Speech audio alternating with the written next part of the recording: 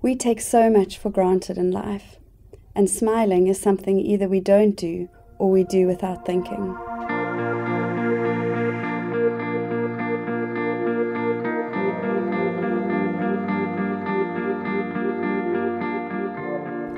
I could be anywhere in Africa. The bright colours, the warm greetings, the smiling faces, the magnificent markets and bustling streets. This is my first assignment with Operation Smile, to document this week of transformation for hundreds of people in the DRC, a country gripped by poverty, high unemployment, with no free education and with no free access to public health care whatsoever. Children born with a cleft lip or palate are simply left untreated, often even hidden away, and forced to face challenges many of us cannot ever imagine. The Clinique in Galima in Kinshasa will be our home for the next week, and entering her gates is like travelling back in a time machine.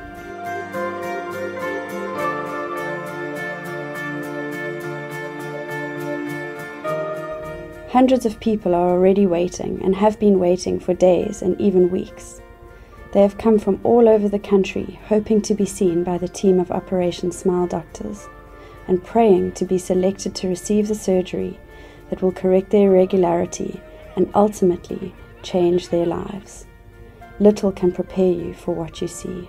It's been quite an emotional morning, just from the point of view, I've seen a lot, but I've never seen anything like this before. I think seeing people with such severe facial deformities, from hair lips and cleft palates to tumours, and I must say it's been really eye-opening. It puts a lot in perspective. You realise, yeah, these people have been facing big giants for most of their lives, especially kids. It's been really heartbreaking to see how aware of themselves kids are.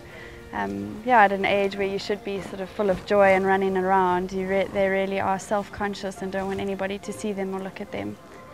And I think with a camera it brings a whole different dimension. It's felt hard to photograph people in this situation, but what's really shone out is their joy and their capacity for hope.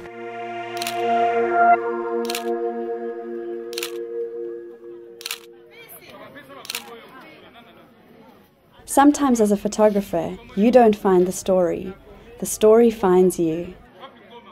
It may have been the colourful little shells that first captured my attention in the crowd, but I knew then that I had met the child whose story would leave me changed forever. 11-year-old Naomi had arrived early with her sister and father to wait for the doctors. It wasn't her sister's first time here, as she had received surgery on her own cleft lip a year before, on Operation Smile's first mission to the DRC. Tragically, Naomi had been at school in another province, and her father did not have the money for her to make the journey to Kinshasa in time. Naomi had been left thinking that she had missed her one chance to have a normal life. But today Operation Smile has returned, and she is clearly excited, curious to see many people around her with the same disorder, and mindful of the change that will happen if she is selected. If they are able to fix my mouth, I will be so happy, because those who used to laugh at me will not laugh anymore. And when I walk down the street, nobody will point with their hands and laugh. I am also going to study without any problems, and will also have a good wedding.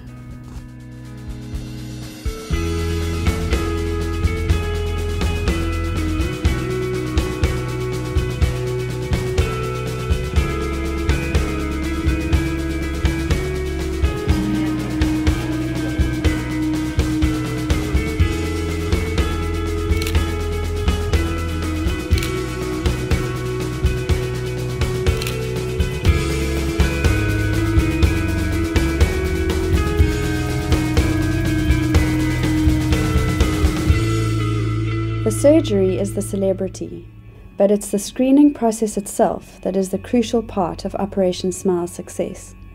Each patient gets to see a number of specialists who can then together design a holistic intervention for the patient. For most, it is the first time in their lives they are being seen by a doctor.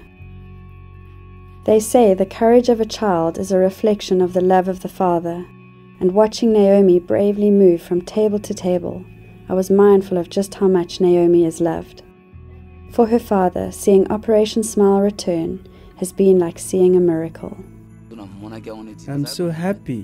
Before I couldn't even imagine that one day doctors would come back and my daughters would receive this surgery. I'm very happy about this and very thankful for the doctors who have come. What also has made an impact is the volunteers and the doctors, clearly how passionate they are about this and their willingness and desire to serve these people for the next week. I love seeing people laying down their lives and time for others, and that's really stuck out. It takes 2 days, but every person is seen and all leave the rooms feeling more informed about their condition, and most have a renewed sense of hope.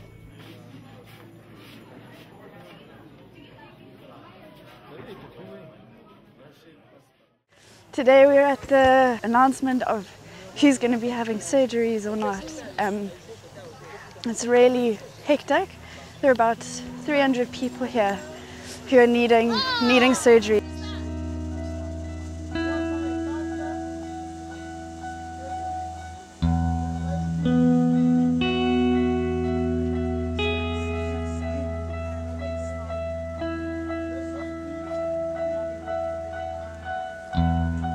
I think for a lot of us, we really look forward to this day and we're very excited to be able to tell these patients who's been chosen for surgery and what day has been chosen for surgery. And you'll find a lot of times when the patients' names get called out, there's cheering and clapping around, but at the same time the other faces are filled with anticipation.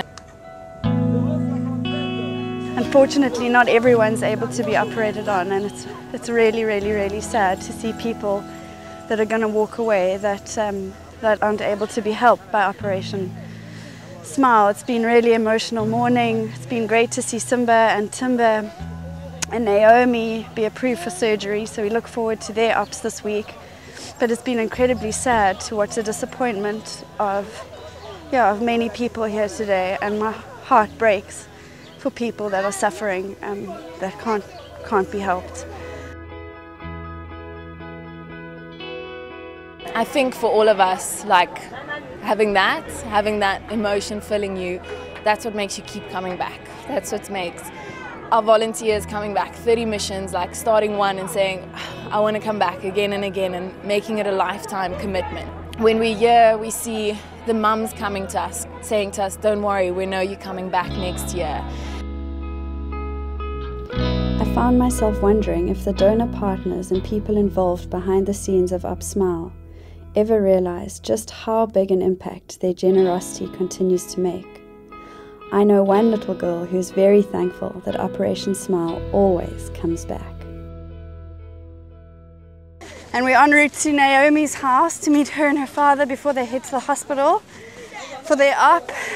This is one of the townships in Kinshasa, and I don't think we would otherwise ever get an experience to be walking through the streets like this.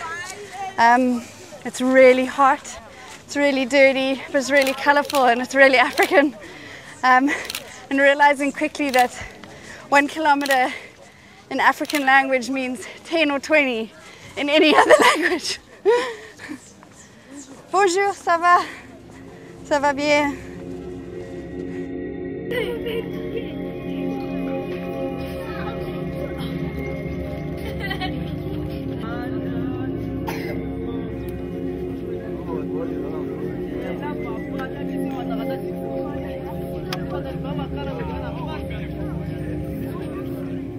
Yeah, we're going to go inside and meet Naomi now as she gets prepared for the hospital and gets ready for her op tomorrow. Hi Naomi! Bonjour! Mwah! Mwah! Nice to see you! Seeing helps, but photography is so much more than just shooting what you see. It's the time you get to spend, the stories you get to hear, and the lives you get to share. You somehow become connected, and the photos are then not so much painted with light as they are painted with love.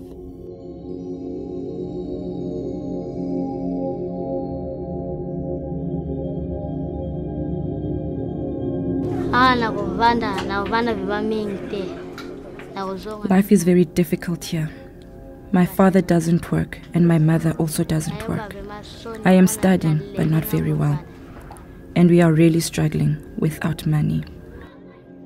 Sometimes the other children don't let me play with them.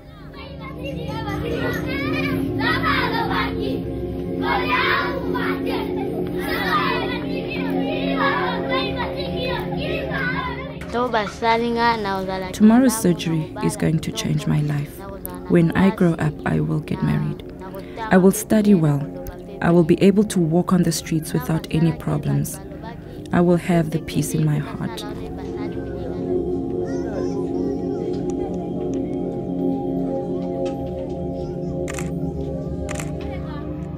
With every step toward the hospital, Naomi and her father are taking a step closer to reaching this dream.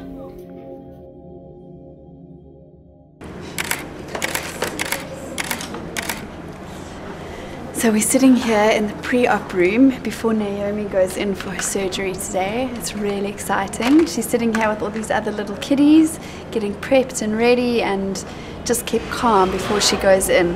And Neil, the head prof, is going to be doing the surgery along with Fabrizio, the anaesthetist, and we're looking forward to following her in. She looks really happy and excited. Her dad's sitting here too, and he's also excited. They both seem really relaxed, and yeah, we can't wait to see the outcome of the operation.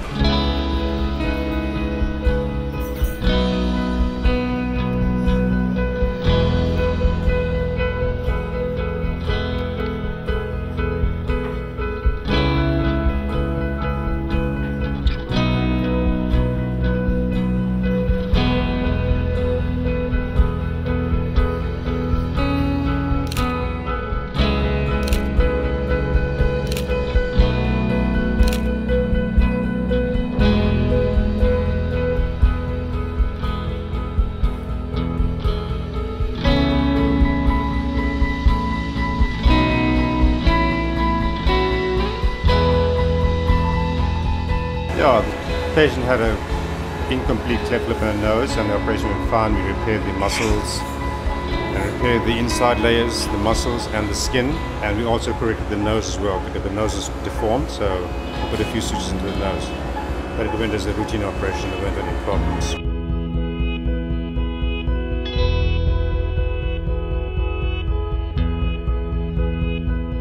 We've just arrived in post-op room where all the patients come post-surgery.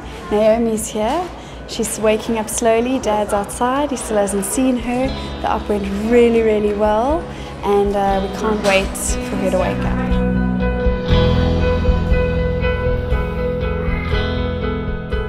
Looking through my camera for the past 5 days, it's been really hard to capture what happens here in a picture. They say that a picture speaks 1,000 words, but in this particular case, there's been so much more than one moment. It's a series of moments that string together to something that's life-changing and unforgettable.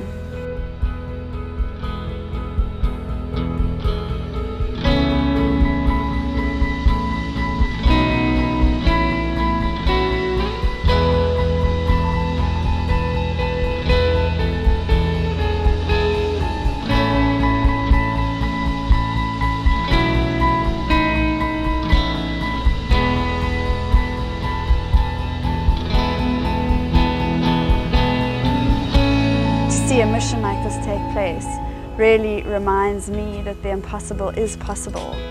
When people join hands and work together and lay themselves down, lay their own desires, themselves, it's amazing what we can do as people to help other people. And this week has been a great example and a testimony of people joining together to change lives, one smile at a time.